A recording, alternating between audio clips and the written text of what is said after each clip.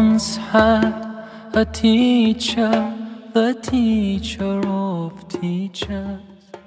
He changed the world. Alhamdulillahi Rabbil Alamin.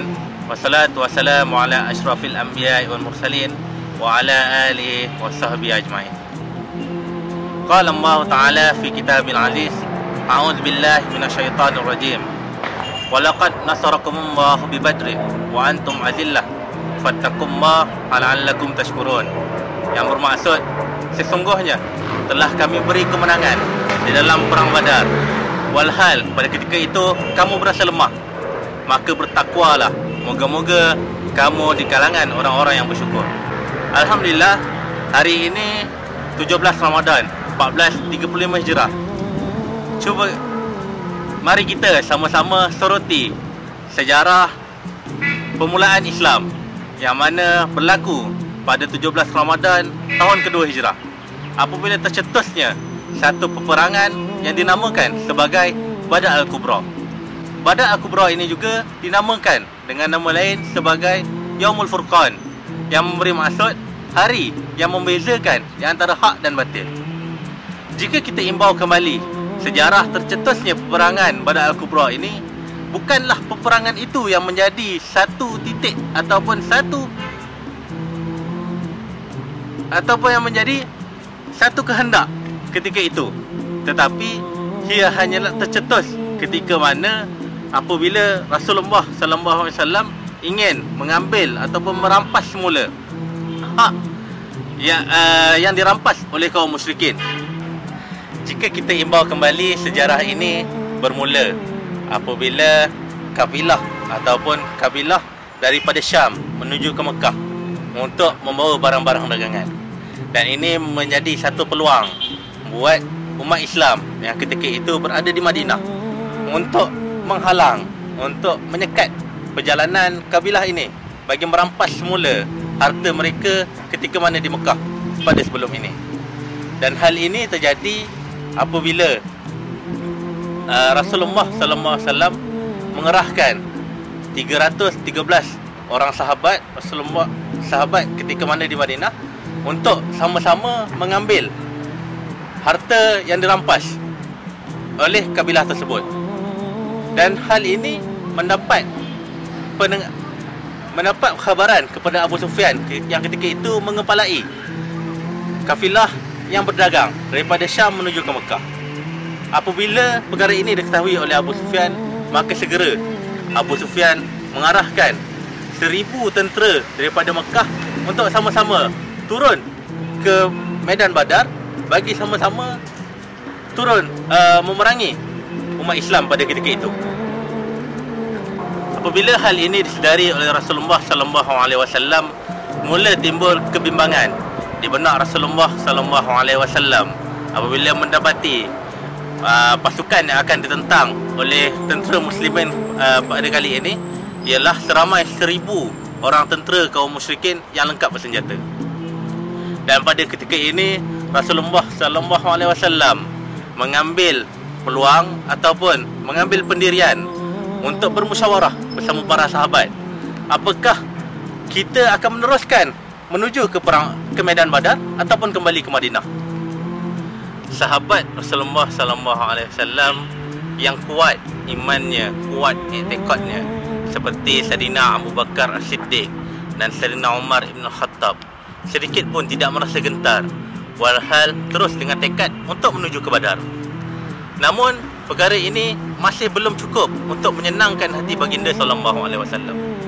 Lalu bangkit seorang di kalangan muhajirin yang bernama Miqdad bin Al-Am. Dia bangun lalu menyatakan, "Ya Rasulullah, hari ini sekiranya turun perintah untuk berperang, aku akan bersama-sama dengan kamu untuk berperang. Tidak seperti mana kisah Nabi Musa bersama kaumnya, yang apabila diperintahkan untuk berperang, maka kaumnya mengatakan, pergilah kamu berperang berdua." Lalu bangkit seorang lagi sahabat di kalangan Al-Ansar, iaitu Sa'ad bin Mu'az, turut menyatakan pendirian yang sama. Dan apabila kesepakatan ini dicapai, mereka mendapat bulat kata untuk meneruskan jihad ke medan Badar.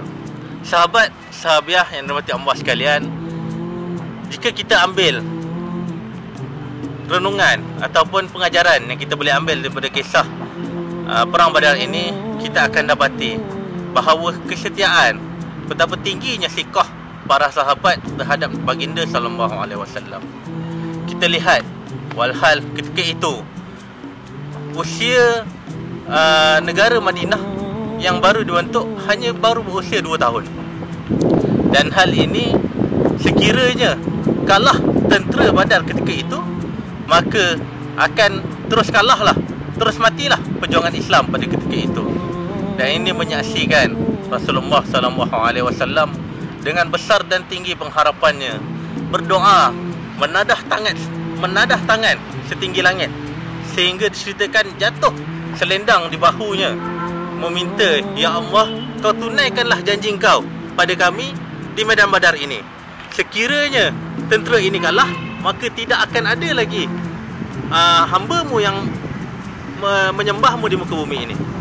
Dan jika kita lihat di antara ciri-ciri orang yang bertakwa yang disebut oleh Sayyidina Ali karamallahu wajhah ada 4. Yang pertama, al-khawfu bil jalil, iaitu ketakutan kepada Allah SWT, takut yang mendekatkan kepada Allah SWT. Jika kita lihat, takut kepada makhluk hanya akan menjauhkan. Seperti mana contoh, apabila kita berhadapan dengan seekor harimau, adakah kita makin dekat dengan harimau tersebut ataupun kita lari? Tetapi sekiranya kita takut kepada Allah Subhanahu Wa Taala, kita akan semakin dekat dan semakin sayang, semakin cinta kepada Allah Subhanahu Wa Taala. Sebagaimana yang ditunjukkan oleh Rasulullah sallallahu alaihi wasallam, suri tauladan kita. Kan? Apabila Rasulullah sallallahu alaihi wasallam bangun hampir setiap malam untuk sujud kepada Allah Subhanahu Wa Taala, sehingga mana Sayyidina Fatimah bertanya kepada Rasulullah sallallahu alaihi wasallam, bukankah engkau telah dijanjikan syurga ya Rasulullah, tetapi mengapa engkau masih bersusah payah untuk bangun malam dan bermunajat kepada Tuhan? Lalu dibalas oleh baginda sallallahu alaihi wasallam, tidak, apakah salah untuk aku menjadi hamba yang bersyukur? Dan ciri kedua orang bertakwa yang digariskan oleh Sayyidina Ali karamallahu wajhah, iaitulah al-amal bitanzil. Kita mengamalkan keseluruhan daripada isi Al-Quran, bukan sekadar mengambil sebahagian dan meninggalkan sebahagian yang lain. Hari ini kita mengambil bab muamalat, tapi kita meninggalkan bab jihad. Dan ini adalah satu perkara yang salah. Dan untuk orang yang bertakwa itu, dia mengambil keseluruhan daripada isi Al-Quran, bukan sekadar akidah, bukan sekadar syariat, bukan sekadar akhlak, tetapi merangkumi ketiga-tiga aspek ini, iaitu akidah, syariat dan akhlak. Dan seterusnya adalah ar-ridha bil qalil, iaitu kita merasa cukup, merasa reda dengan perkara yang sikit. Di dalam Al-Quran disebut, wala in syakartum la azidannakum wala in kafartum inna azabi lasyadid. Dan bermaksud, sekiranya kamu bersyukur, maka akan aku tambahkan nikmatku, dan sekiranya kamu kufur, maka akan aku berikan kepada kamu azab yang pedih. Dan yang terakhir, itulah al-i'tidad li yaumir rahim, persediaan kita dalam menghadapi hari akhirat.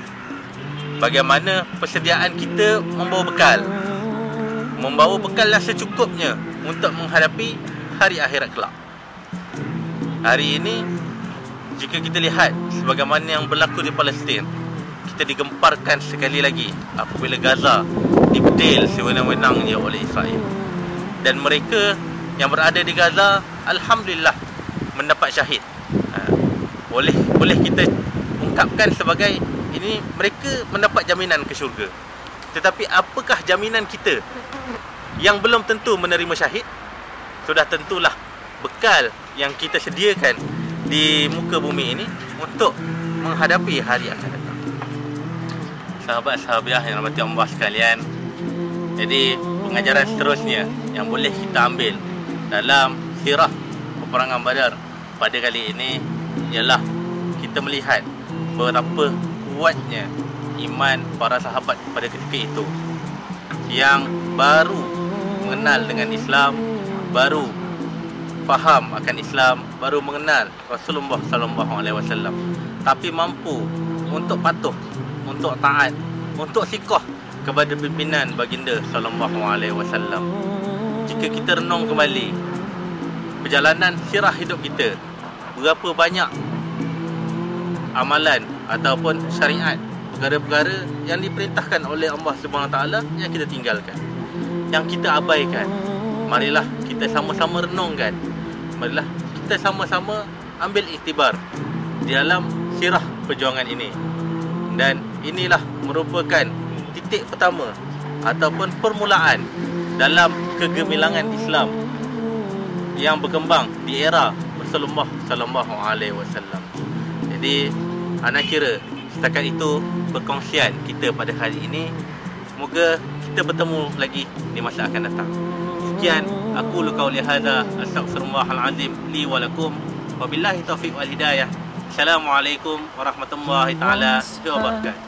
The teacher of teachers. He changed the world for the better and made us better creatures. Oh Allah, we've shamed ourselves, we've strayed from Al-Mu'allim. Surely we've wronged ourselves, what will we say in front of it?